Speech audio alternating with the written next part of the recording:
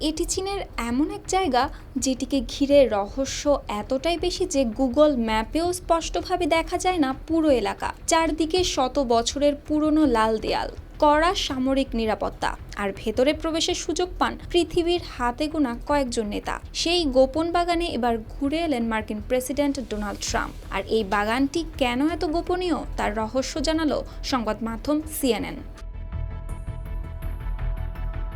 চীনের এই গোপন বাগান ঝাংনানহাই, এটিকে চীনের হোয়াইট হাউস বা ক্রেমলিন বলেও তুলনা করা হয়, কারণ এখানেই কাজ করেন ও বসবাস করেন চীনের ক্ষমতাসীন কমিউনিস্ট পার্টির শীর্ষ নেতারা। শুক্রবার বেইজিং সফরের শেষ সকালটি এই গোপন কমপ্লেক্সেই কাটান ট্রাম্প।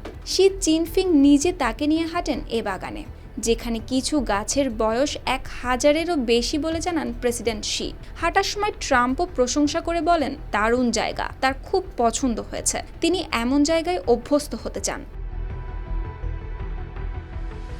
ঝংনানহাইয়ের ইতিহাসও বেশ চমকপ্রদ। একসময় এটি ছিল চীনের সম্রাটদের ব্যক্তিগত বাগান। ফরবিডেন সিটিতে কাজ না থাকলে সম্রাটরা এখানে আসতেন বিশ্রাম ও বিনোদনের জন্য।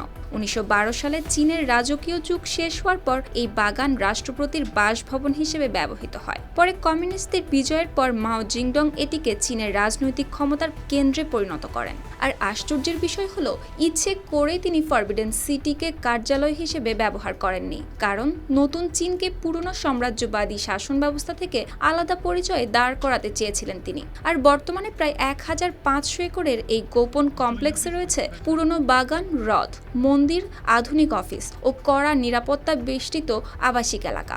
আরও অবাক হবেন জেনে, খুব কম মার্কিন প্রেসিডেন্টই এখানে প্রবেশের সুযোগ পেয়েছেন। Richard Nixon, George W Bush ও বারাক ওবামার পর এবার সেই রহস্যময় বাগানে হাঁটলেন মার্কিন president Donald Trump. Shukti Roy, RTV।